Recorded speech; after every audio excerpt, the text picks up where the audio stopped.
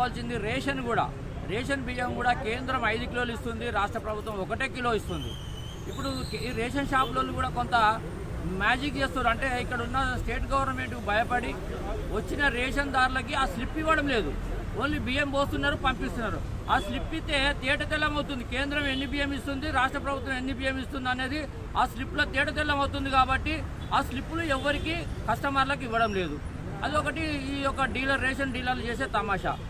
ఇంకోటి ఏంటంటే దేశవ్యాప్తంగా వక్ఫ్ బోర్డులో ఏదైతే చేసిర్రో మరి పేద ముస్లింలు కూడా దేశవ్యాప్తంగా ఇప్పుడు మన దగ్గర మౌలాలు కూడా నిన్న మొన్న టీవీలో చూపెట్టారు, దాదాపు 400 ఎకరాలు 500 ఎకరాలు ఉందని చెప్పారు. కానీ ఆ ముస్లింలకు ఎక్కడన్నా వక్ఫ్ బోర్డు సంస్థ వాళ్ళు పేద ముస్లింలకి ఏదన్నా హాస్టల్ కట్టారా, బడి కట్టారా, స్కూల్ కట్టారా, ఏదన్నా పోనీ ఇల్లు కట్టడానికి పేద ముస్లింలకు ఇల్లు కట్టి ఎక్కడన్నా వక్ఫ్ బోర్డు సంస్థ పేద ముస్లింలకు ఎక్కడన్నా ఇచ్చిందా?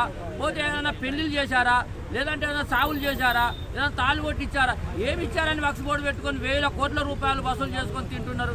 ఇంకోటి ఢిల్లీలో ఒక షాప్ ఇచ్చే ఇంతకుముందు 5 రూపాయలంట. నిన్న ఢిల్లీలో నేను ప్రెస్ మీట్లో చూశాను. ఢిల్లీలో 5 రూపాయలు రెంట్ ఉంటే దాన్ని మొన్న 5,000 చేశారు. 5,000 వెండి ఇవాళ 25,000 అయింది. నెలకు 25,000 రూపాయలు రెంట్ కడుతున్నారు వక్ఫ్ బోర్డుకి. మరి ఆ డబ్బంతా ఎవరు పోతుంది? ఒక 10 కుటుంబాలు మాత్రమే బాగుపడుతున్నాయి. హైదరాబాద్లో ఓబీసీ కుటుంబం, ఢిల్లీలో వక్ఫ్ బోర్డు ఒక సంస్థ. కాకపోతే ఈ హైదరాబాద్లో ఉన్న వక్ఫ్ బోర్డులో ఏ ఓవైసీ గారు ముస్లింల గురించి పాట పాడుతున్నారో, ముస్లింల ఓట్లకు ఆశపడి ముస్లింల దిక్కు మతాన్ని రెచ్చగొట్టి మరి దిగుతున్నారో, పేద ముస్లింలకు ఎక్కడన్నా ఒక డబుల్ బెడ్రూమ్ ఇల్లు కట్టించింది ఆ జాగల. ఇప్పుడు గవర్నమెంట్ తీసుకుంటుంది, మోడీ గారు వచ్చారని చెప్పారు, వాళ్ళ ఆరోపణ. కానీ పేద ప్రజలైతే, పేద ముస్లింలు అయితే మోడీ గారి జెండా పట్టుకొని మోడీ గారి గురించి డోల్ మోగించి ఢిల్లీలో ఎంతో మిఠాయిలు పంచుకొని తిన్నారు. అంటే పేద ముస్లింలకు వక్ఫ్ బోర్డు తీసుకొచ్చినందుకు పేద ముస్లింలు సంతోషిస్తున్నారు. ఎవరైతే ఓవైసీ కుటుంబం ఉందో వాళ్ళు బాధపడుతున్నారు. మరి ఇదే సవాల్ చేస్తున్నాం. భారతీయ జనతా పార్టీ హైదరాబాద్లో లోకల్ బాడీ ఎలక్షన్లో పోటీ చేస్తున్నారు మా అభ్యర్థి, బీజేపీ అభ్యర్థి. దమ్ముంటే కాంగ్రెస్, టీఆర్ఎస్ మరి ఇటు హిందూయిజం ఉంటుందా, మతోతో పార్టీకి ఓటేస్తారా రాబోయే కాలంలో? మరి 20వ తారీఖు ఏదో ఎలక్షన్ అంటున్నారు.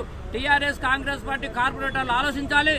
ఇటు మనం దేశం గురించి, రాష్ట్రం గురించి, బీజేపీ గురించి ఓటేయాలి, హిందుత్వాన్ని కాపాడాలి, లేకుంటే మతోతో పార్టీ ఓవైసీకి ఓటేస్తారా అనేది రాబోయే కాలంలో హైదరాబాద్లో మంచి మజీకైన మంచి ఆలోచన తగ్గట్టుగా ఈ ఎలక్షన్లు నిర్వహిస్తున్నారు. మరి ఈ ఎలక్షన్లు నిర్వహించడంలో మా అభ్యర్థి కూడా పోటీ చేస్తున్నారు గౌతమ్ రావు గారిని.